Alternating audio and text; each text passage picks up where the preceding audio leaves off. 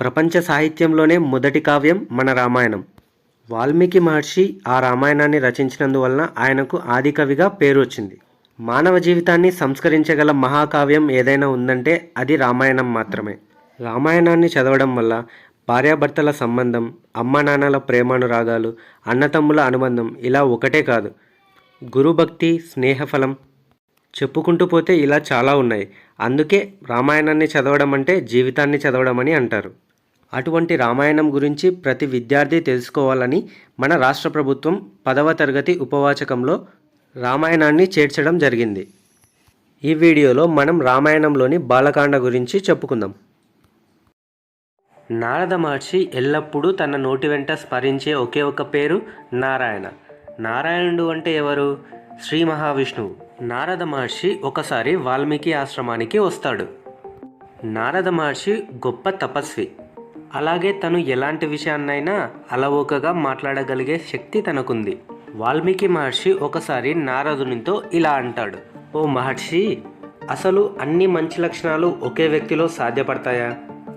మంచి లక్షణాలంటే ఇక్కడ ధర్మాన్ని తప్పకుండా పాటించేవాడు, అలాగే ఎవరైనా ఆపదలో ఉంటే ఆదుకునేవాడు, ఒక్కసారి మాట ఇస్తే తప్పకుండా పాటించేవాడు, అందరికీ మంచి చేసేవాడు, యుద్ధంలో వీరత్వాన్ని చూపించేవాడు, ఎప్పటికీ అసూయ లేనివాడు, చూడటానికి చక్కని ముఖం కలవాడు ఎవరైనా ఉన్నారా?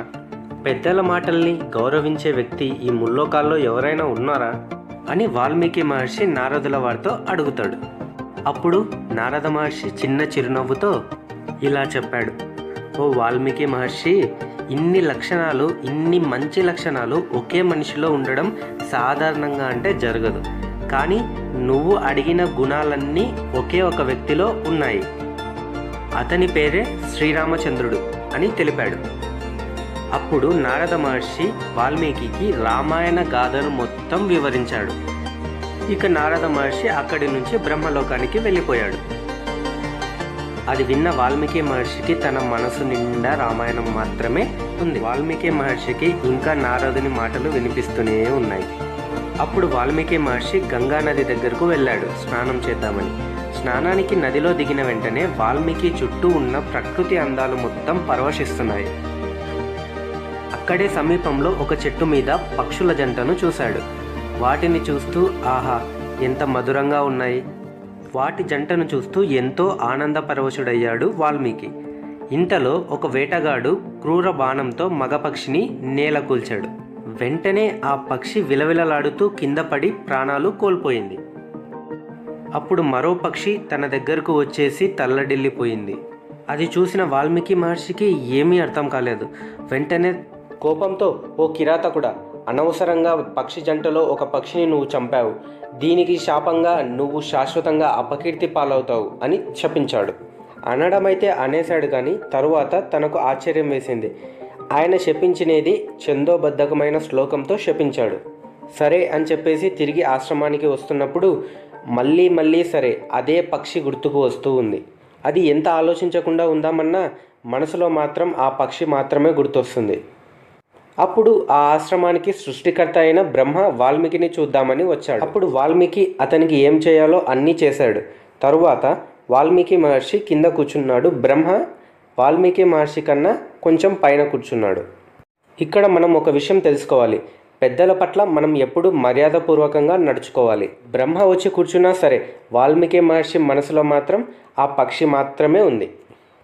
అప్పుడు బ్రహ్మ తన చిరునవ్వుతో, ఓ ఋషివర్యా, అది నా సంకల్ప ప్రభావం. నువ్వు ఇదే ఛందస్సుతో కూడిన శ్లోకాలతో శ్రీరామచరిత్రను రాయి అని ఆదేశించాడు. ఈ భూమండలం ఉన్నంత వరకు, పర్వతాలు, నదులు ఉన్నంతకాలం రామాయణ కథను జనాలు కీర్తిస్తూనే ఉంటారని ఆశీర్వదించాడు. బ్రహ్మ ఆదేశాను ప్రకారం రామాయణ రచనకు శ్రీకారం చుట్టాడు మన వాల్మీకి మహర్షి. అయోధ్య నగరం. సరయూ నది తీరంలో కోసల దేశం ఉంది. అందులోనే అయోధ్య అనేది ఒక మహానగరం. అయోధ్య అంటే యోధులకు జయించడానికి శక్యం కానిది. అంటే ఇతర రాజులు, వీరులు ఆ అయోధ్య నగరం మీద దాడి చేయలేరు. ఈ నగరాన్ని మనువు నిర్మించాడు. కోసల దేశాన్ని దశరథ మహారాజు పరిపాలిస్తుండేవాడు. ఆయన వంశం వచ్చేసి సూర్యవంశం. ఆయన మహావీరుడు. దేవతల పక్షాన రాక్షసులతో ఎన్నో మార్లు యుద్ధం చేసి గెలిచినవాడు. ఆయన చాలా ధర్మవంతుడు, ప్రజల్ని కన్న బిడ్డల్లా చూసుకునేవాడు. ఈయన రాజ్యంలో ప్రజలు చాలా సుఖంగా ఉండేవారు. ఎంతలా అంటే యథా రాజా తదా ప్రజ, అంటే రాజు ఎలా ఉంటే ప్రజలు అలాగే ఉంటారన్నమాట. అన్నీ ఉన్న రాజుకు పుత్ర సంతానం మాత్రం లేదు. సంతాన ప్రాప్తి కోసం వాళ్ళ పురోహితులు అశ్వమేధ యాగాన్ని చేయమని చెప్తారు.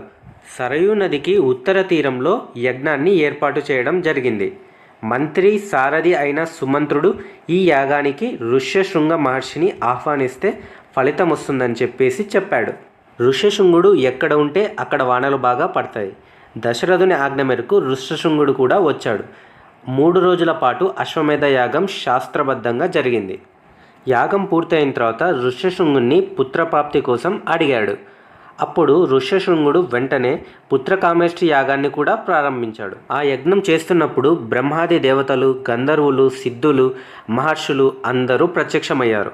అదే సమయంలో దేవతలందరూ బ్రహ్మను చేరి తమ గోడు వెళ్ళబోస్తున్నారు. రావణాసురుడు బ్రహ్మవరం చేత చాలా విర్రవీగుతున్నాడు. చాలా చిత్రహింసలకు గురి చేస్తున్నాడు. ముల్లోకాలను సైతం గజగజ వణికిస్తున్నాడు. ఇంద్రుని సైతం భయపెట్టించి తన సింహాసనాన్ని లాక్కోవాలని చూస్తున్నాడు. సూర్యుడు, వాయువు అందరూ కూడా తన సహజస్థితిని కోల్పోతున్నారు. అతని పీడ విరగడయ్యే ఒక సలహాను చెప్పమని బ్రహ్మను వేడుకున్నారు. రావణాసురునికి మానవులంటే లెక్కలేదు. కాబట్టే రావణుడు గంధర్వ, యక్ష, దేవ, దానవుల చేత మరణం ఉండకూడదని వరం కోరాడు. కనుక మానవుని చేతిలోనే రావణుని ప్రాణం పోతుందని చెప్పాడు. ఇంతలో అక్కడికి శ్రీ మహావిష్ణువు శంఖచక్రధారి అయి వచ్చాడు. దేవతలు ఆ దేవాది దేవుణ్ణి అన్ని విధాలుగా పూజించారు. తరువాత ఆ రావణాసురుని విషయం చెప్పేసి మానవుడిగా తనను అవతరించమని అభ్యర్థించారు. అప్పుడు అదే సమయంలో దశరథుడు పుత్రకామేష్టి యాగం చేస్తున్నందువలన అక్కడ యజ్ఞంలో ఒక గొప్ప తేజస్సు, అంటే ఒక గొప్ప వెలుగు దివ్య పురుషుడు ఆవిర్భవించాడు. అతను బ్రహ్మ పంపగా వచ్చినవాడు. అక్కడ ఒక వ్యక్తి ప్రత్యక్షమై చేతిలో ఒక బంగారు పాత్రలో పాయసం ఉంది. దాన్ని దశరథునికి ఇచ్చాడు. ఈ పాయసాన్ని సేవిస్తే ఆరోగ్యం చాలా బాగుంటుందని చెప్పాడు. అది కాక నీకు సంతానాన్ని ప్రసాదిస్తుంది అని చెప్పాడు.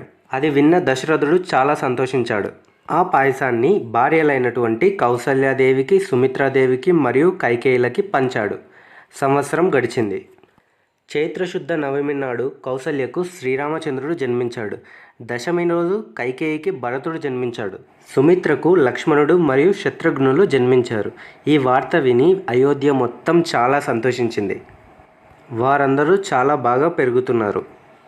వారందరికీ వేదశాస్త్రాలని నేర్పించారు. వారందరూ వేదశాస్త్రాలు నేర్చుకున్నారు. విజ్ఞానంతో పాటు ధనుర్విద్యలో కూడా ఆరితేరారు. ఉత్తమ విద్యార్థులకు ఎలాంటి అర్హతలు ఉన్నాయో అన్ని లక్షణాలు కూడా నలుగురు సాధించారు. రాముడు ఎప్పుడూ తల్లిదండ్రుల సేవలోనే ఉండేవాడు. చిన్ననాటి నుంచి అన్న సేవనే తన సేవగా భావించేవాడు లక్ష్మణుడు. అలా అన్ని రోజులు గడుస్తూ పోయాయి. ఒకరోజు దశరథ మహారాజు తన మంత్రివర్గంతో అలాగే పురోహితులతో తన కొడుకుల వివాహాల గురించి మాట్లాడాడు. సరిగ్గా అదే సమయానికి అక్కడికి విశ్వామిత్ర మహర్షి చేరుకున్నాడు. దశరథ మహారాజు వెంటనే స్వాగతం పలికాడు. దశరథుడు విశ్వామిత్ర మహర్షికి అన్ని మర్యాదలు చేశాడు. ఇక్కడ మనం ఒక విషయం గమనించాలి. ఎవరైనా కానీ అతిథి మన ఇంటికి వచ్చినప్పుడు అతిథిని మనం దైవంతో సమానంగా భావించాలి. అలాగే దశరథుడు కూడా చేశాడు. విశ్వామిత్రుడు తాను ఏ పని మీద అయితే వచ్చాడో ఆ విషయాన్ని దశరథునికి చెప్పడం మొదలుపెట్టాడు. తాను ఒక మహాయజ్ఞాన్ని చేస్తున్నానని, కానీ ఆ యజ్ఞం జరగకుండా ఎంతోమంది రాక్షసులు అడ్డుగా వస్తున్నారని చెప్పాడు. నాకు వాళ్ళని శపించే శక్తి ఉన్నా యజ్ఞ సమయంలో శపించకూడదనే నియమం వల్ల నేను ఊరికే అయిపోయాను. అందుకనే సత్యపరాక్రమంతుడు, శూరుడు అయినటువంటి శ్రీరాముణ్ణి నాతో పాటు 10 రోజులు పంపండి. ఆ రాక్షసుల్ని చంపగల సమర్థుడు శ్రీరామచంద్రుడు ఒక్కడే. నా వెంట వచ్చి యాగ సంరక్షణ చేయడం వలన శ్రీరామునికి అనేక శ్రేయస్సులు కలుగుతాయని చెప్పాడు. శ్రీరాముడు ఎంత పెద్ద పరాక్రమశీలో నాకు తెలుసు. నాకే కాదు, మన దగ్గర ఉన్నటువంటి వశిష్ఠుల మహర్షికి కూడా తెలుసు. వారందరి అంగీకారంతోనే మీరు పంపండి అని చెప్పాడు. ఆ మాటలు విన్న వెంటనే దశరథుని గుండెల్లో రాయి పడ్డట్లయింది. అప్పుడు వెంటనే విశ్వామిత్ర మహర్షికి, ఓ మహర్షి, నేను మీకు చేతులు జోడించి అడుగుతున్నాను. నా రాముడు 16 ఏళ్ళు కూడా నిండలేదు. ఇంకా ధనుర్విద్య కూడా పూర్తిగా అభ్యసించలేదు. అలాంటి 16 ఏళ్ల పిల్లవాడిని నేను దానికోసం పంపలేను. కావాలంటే నేను వస్తాను. నేను మీ యాగాన్ని సంరక్షించే బాధ్యత నేను తీసుకుంటాను. రాముణ్ణి వదిలి నేను ఒక్క క్షణం కూడా ఉండలేను అని చెప్పాడు. ఇంతకు ఆ రాక్షసులు ఎవరి అండ చూసుకొని రెచ్చిపోతున్నారు అని అడిగాడు. పౌలస్య వంశానికి చెందినటువంటి విష్ణవసుని ముని కుమారుడు రావణాసురుడు. అతడు కుబేరునికి తమ్ముడవుతాడు. ఆయన ఇలాంటి వాటి జోలికి రాడు. కానీ తనని అండగా చూసుకొని కొంతమంది రాక్షసులు మన యజ్ఞం మీద దాడి చేస్తున్నారు అని చెప్తాడు. ఆ మాట విన్న వెంటనే దశరథుడు మరింత భయపడ్డాడు. అలాంటి వాళ్ళని చంపడానికి నేనే రాలేను, ఇక నా కుమారుణ్ణి ఎలా పంపగలను అని అంటాడు. ఆ మాటలు విన్న విశ్వామిత్రునికి ఒక్కసారిగా కోపం మరింత పెరిగింది. ఇచ్చిన మాట తప్పడం మీ ఇంట వంట లేదు. అయినా సరే నేను ఖాళీ చేతులతోనే వెనక్కి వెళ్తాను, మీరే సుఖ సంతోషాలతో ఉండండి అని విశ్వామిత్రుడు వెళ్ళిపోతుండగా అప్పుడు వశిష్ఠ మహర్షి వెంటనే ఇచ్చిన మాటని నిలబెట్టుకోమని దశరథునికి చెప్తాడు. మనం ధర్మాన్ని కాపాడితే అది మనల్ని తప్పకుండా రక్షిస్తుంది. నువ్వు రాముణ్ణి పంపడమే మంచిది అని చెప్తాడు. అప్పుడు దశరథుడు కొద్దిసేపటికి ఆలోచించుకొని రామలక్ష్మణుని పిలిపించి తన తల్లి అయినటువంటి కౌసల్యతో ఆశీర్వాదం తీసుకొని విశ్వామిత్రుని వెంట పంపుతాడు. విశ్వామిత్రుడితో కలిసి రామలక్ష్మణులు నడుస్తున్నారు. కొద్దిసేపు అయింది. అప్పటికే సరయూ నది తీరానికి దాటారు. తరువాత రామలక్ష్మణులు బల అతిబల విద్యలను విశ్వామిత్రుడు వాళ్లకు నేర్పించాడు. ఆ విద్యల వల్ల మనం యుద్ధం చేస్తున్నప్పుడు అలసట అనేది ఉండదు, అలాగే ఆకలి కూడా వేయదు. ఇక రాముడు గురుసేవలోనే నిమగ్నమయ్యాడు. విశ్వామిత్రుని పాదాలొత్తుతూ సేవలు చేశాడు. ఆ రోజు రాత్రంతా సరయూ నది తీరంలోనే వాళ్ళు నిద్రించారు. తెల్లవారుతుంది. విశ్వామిత్రుడు రామలక్ష్మణుల్ని మేలుకొల్పాడు. లేచి నిత్య కర్మలను ఆచరించండి అని చెప్పాడు. ఆ కార్యాలన్నీ అయిపోయిన తర్వాత రాముడు లక్ష్మణునితో కలిసి మళ్ళీ ప్రయాణం కొనసాగింది. ఆ తర్వాత వాళ్ళు సరయూ గంగా నదులు దాటి సంగమ ప్రదేశాన్ని చేరుకున్నారు. అలా వారు ఒక ప్రదేశాన్ని చేరుకున్నారు. కానీ అక్కడి వాసులంతా ఇక్కడ తాటకి అనే రాక్షసి ఉంది, ఆమె పుట్టుకతోనే 1000 ఏనుగుల బలం కలిగి ఉందని చెప్పారు. అగ్నికి ఆజ్యం తోడైనట్లుగా ఈమెకి ఒక కుమారుడున్నాడు. ఆయన పేరు మారీచుడు. అక్కడ ప్రదేశాన్ని మొత్తం అతలాకుతలం చేస్తున్నారు. అది గమనిస్తున్నటువంటి విశ్వామిత్రుడు దుష్టురాలైనటువంటి ఈ తాటకను వధించమని రాముడితో అంటాడు విశ్వామిత్రుడు. కానీ రాముడు ఒక్క క్షణం ఆగిపోతాడు. రాముని భావాన్ని గ్రహించాడు విశ్వామిత్రుడు.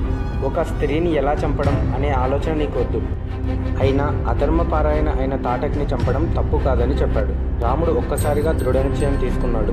తన తండ్రి అయినటువంటి దశరథుడు చెప్పాడు, గురువు మాట జవదాటకూడదని, కాబట్టి మీరు ఎలాంటి ఆజ్ఞ చేస్తే దాన్ని పాలించడం శిష్యునిగా నా బాధ్యత అని చెబుతూ ఒక్కసారిగా బాణాలు వేశాడు రాముడు.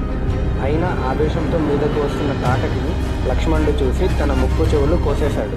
ఇదంతా గమనిస్తున్నటువంటి విశ్వామిత్రుడు తాటకిని సంధ్యాకాలం రాకముందుకే చంపండి, లేదంటే రాక్షసుల బలాన్ని మనం ఎదుర్కోలేము అని చెప్తాడు. అప్పుడు రాముడు వెంటనే తన బాణప్రయోగంతో తాటకిని వధించేస్తాడు. అలా శ్రీరామచంద్రుడు దుష్ట సంహారానికి పూనుకుంటాడు. అప్పుడు విశ్వామిత్రుడు వెంటనే సంతోషించి తన దివ్యాస్త్రాలను రామునికి అనుగ్రహించాడు. తరువాత రామలక్ష్మణుడు విశ్వామిత్రునితో కలిసి సిద్ధాశ్రమం చేరుకున్నారు. అదే యజ్ఞం చేయవలసిన స్థలం. రామలక్ష్మణులు వినయంగా చేతులు జోడించి గురువు గారికి నమస్కరించి ఇక మీరు యజ్ఞ దీక్షను మొదలుపెట్టమని కోరాడు. అప్పుడు విశ్వామిత్రుడు యజ్ఞం చేయడానికి సిద్ధమయ్యాడు. విశ్వామిత్రుడు జాగ్రత్తగా ఉండండి అని రామలక్ష్మణులకు హెచ్చరించాడు. యజ్ఞం మొదలై 5 రోజులవుతుంది. కంటి మీద కునుకు లేకుండా రామలక్ష్మణులు దాన్ని కాపాడుతూ వస్తున్నారు. ఒక్కసారిగా యజ్ఞంలో నుంచి పెద్దగా మంటలు వచ్చాయి. ఇది రాక్షసుల రాకను సూచిస్తుంది. మారీచుడు సుబాహులు అనుచరులతో సహా వచ్చారు. యజ్ఞవేదిక ఒక్కసారిగా రక్తవర్షంతో తడిసి ముద్దయ్యాయి. రాముడు శీతేశువు అనే మానవాస్త్రాన్ని మారీచునిపైకి వదిలాడు. దానితో మారీచుడు 100 యోజనాల దూరం ఎగిరి సముద్రంలో పడిపోయాడు. మారీచుడు స్పృహ కోల్పోయి గిరగిరా తిరుగుతూ కొట్టుకుపోతూనే ఉన్నాడు. ఒక్కసారిగా మరోసారి ఆగ్నేయాస్త్రంతో సుబాహుని వక్షస్థలాన్ని ముక్కలుగా చేశాడు. వాయువస్త్రంతో మిగతా రాక్షసుల్ని మట్టిపెట్టాడు. రాక్షస బాధ తొలగిపోయింది. యజ్ఞం నిర్విఘ్నంగా జరిగింది. విశ్వామిత్రుడు చాలా సంతోషించాడు. మరునాడు ఉదయాన్నే లేచి రామలక్ష్మణులు విశ్వామిత్రుని ముందర నిలబడ్డారు. తరువాత ఏం చేయాలో ఆజ్ఞాపించమని చెప్పారు. దానికి విశ్వామిత్రుడు, ఓ రామ, మిథిలా నగరం ప్రభువు ఒక యజ్ఞం చేస్తున్నాడు, అక్కడికి మనం వెళ్దాం. అక్కడ నువ్వు చూడగలిగే ఒక శివధనస్సు ఉంది. దాని గురించి విశ్వామిత్రుడు వివరిస్తూ మిథిలా నగరం వైపు ప్రయాణం కొనసాగించాడు. అడుగులతో పాటు మాటలు సాగుతూనే ఉన్నాయి. రాముడు ఒకసారి విశ్వామిత్రుని పుట్టపూర్వోత్తరాలను తన వంశం గురించి వివరించమని కోరాడు. ఆ రాత్రి స్ట్రోనా నది తీరంలో విశ్రమించారు. మరునాడు పవిత్ర గంగా నదిని దర్శించాడు శ్రీరామచంద్రుడు. విశ్వామిత్రుణ్ణి ఈ గంగా నది అవతరణం గురించి అడిగాడు. పాతాళంలో బూడిద కుప్పలైనటువంటి సగరుల కుమారులకు ఎలాగైనా సరే ఉత్తమగతులు కల్పించడానికి సంకల్పించాడు భగీరథుడు. అందుకు ఒకటే మార్గం, ఆకాశంలోని గంగను పాతాళానికి దింపడం ఒకటే మార్గమని తను నిశ్చయం తీసుకున్నాడు. అయినా అంత అసాధ్యమైన పనిని సుసాధ్యం చేయగలిగిన వ్యక్తి భగీరథుడు. కాబట్టే ఏదైనా పట్టుదలతో శ్రమిస్తే అది తప్పకుండా విజయం సొంతమవుతుందని చెప్పేసి భగీరథుడు నిరూపించాడు. అందుకే అప్పటి నుంచే భగీరథ ప్రయత్నం అనే జాతీయం కూడా ఏర్పడింది. ఈ భగీరథుడు రాముని వంశస్థుడే. తన పూర్వీకులు ఎంత గొప్పవారో రాముడు తెలుసుకున్నాడు. కాసేపటికి మిథిలా నగర సమీపానికి చేరుకున్నారు. విశ్వామిత్రుడు రామలక్ష్మణులు అక్కడ ఒక ఆశ్రమాన్ని చూశారు. అదేమిటి ఇంత అందంగా ఉంది, కానీ ఒక్కరు కూడా లేరు, ఏమిటి ఈ చిత్రమని అడిగాడు రాముడు. అది గౌతమ మహర్షి ఆశ్రమమని, ఒకప్పుడు గౌతమ మహర్షి మహాతపస్సుడు కాబట్టి ఇదే ఆశ్రమంలోనే ఉన్నాడని, తన భార్య అయినటువంటి అహల్యతో ఈ ఆశ్రమంలోనే ఉండేవాడు. అహల్య అపరాధం చేసిందని భావించి ఆగ్రహంతో ఒక్కసారిగా గౌతమ మహర్షి ఆమెను శపించాడు. నువ్వు వాయువుని ఆహారంగా తీసుకుంటూ ఈ ఆశ్రమంలోనే బూడిదలా పడి ఉంటావని శపించాడు. అహల్య ఎవరికీ కనపడకుండా ఉంటుందని చెప్పాడు. కానీ రాముని రాకతో శాప విముక్తి కలుగుతుందని కూడా చెప్పాడు. గౌతమ మహర్షి ఆశ్రమంలోకి వెళ్ళి అహల్యకు శాప విముక్తురాల్ని చేయమని విశ్వామిత్రుడు చెప్పాడు. రాముడి దర్శనంతో ఆమెకు శాప విముక్తి కలిగింది. అక్కడి నుంచి వారు మిథిలా నగరానికి చేరుకుంటారు. మిథిలా నగరానికి చేరుకున్న వెంటనే జనక మహారాజు స్వాగతం పలికాడు. గౌతమ మహర్షికి అహల్యకి పుట్టిన కొడుకు శతానందుడు. ఈయన రామదర్శనం చేసుకుంటాడు. తన తల్లిని శాప విముక్తురాలను చేసినందుకు ధన్యవాదములని తెలుపుతాడు. మరునాడు ప్రాతకాల సమయంలో విశ్వామిత్రుడు జనక మహారాజుకు రామలక్ష్మణుల్ని పరిచయం చేశాడు. వీరు దశరథ మహారాజుల కుమారులు. వీరు మీ దగ్గర ఉన్నటువంటి శివధనస్సును చూడాలని ఎంతో కోరికగా ఉన్నారు. దానిని వాళ్లకు చూపించండి, శుభం జరుగుతుంది అని విశ్వామిత్రుడు అన్నాడు. దాని చరిత్ర గురించి జనక మహారాజు వివరించాడు. యాగం కోసం భూమిని దున్నుతున్నప్పుడు నాకు ఒక పాప దొరికిందని, తన పేరు సీత అని చెప్పాడు. ఆమెను ఒక గొప్ప పరాక్రమవంతునికి ఇవ్వాలని నిశ్చయం తీసుకున్నానని కూడా చెప్తాడు. దానికి శివధనస్సును ఎక్కుపెట్టగలవాడే సీతకి తగిన వరుడు అని అనుకున్నాడు. ఇంతవరకు చాలా రాజులు వచ్చారు, కానీ ఒకరు కూడా దాన్ని కదిలించలేకపోయారు. ఇదంతా విని విశ్వామిత్రుడు ఒక్కసారిగా శివధనస్సును తెప్పించమని కోరుతాడు. దాన్ని తీసుకురావడానికి 5,000 మంది సైనికులు కూడా వెళ్తారు. విశ్వామిత్ర మహర్షి అనుమతితో శివధనస్సు మధ్య భాగాన్ని అవలీలగా పట్టుకున్నాడు శ్రీరామచంద్రుడు. ధనుర్విద్యలో ఆరితేరినటువంటి రాముని చేయి సోకగానే ఆ సభలోని వారందరూ అక్కడే చూశారు. రాముడు ఒక్కసారిగా అలతాడు బిగించి దాన్ని లాగాడు. పిడుగుపాటు శబ్దంతో భయంకరమైన శబ్దాలు చేస్తూ ఆ శివధనస్సు రేగింది. విశ్వామిత్రుడు, జనకుడు, రామలక్ష్మణుడు తప్ప మిగతా వారందరూ మూసిపోయారు. ఇచ్చిన మాట ప్రకారం జనకుడు సీతారాముల వివాహం చేయడానికి సంసిద్ధుడయ్యాడు. అలాగే దశరథ మహారాజుకు వర్తమానం పంపాడు. అయోధ్య నుంచి అందరూ తరలి వచ్చారు.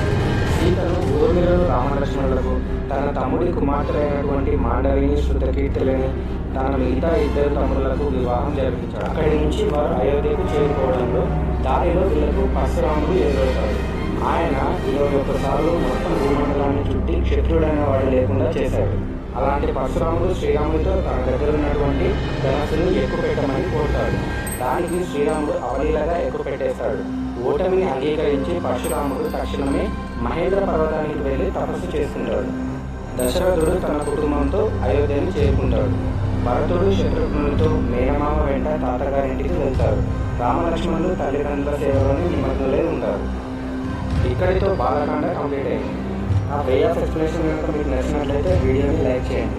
ఇలాంటి మరిన్ని వీడియోస్ కోసం మన ఛానల్ని సబ్స్క్రైబ్ చేయండి.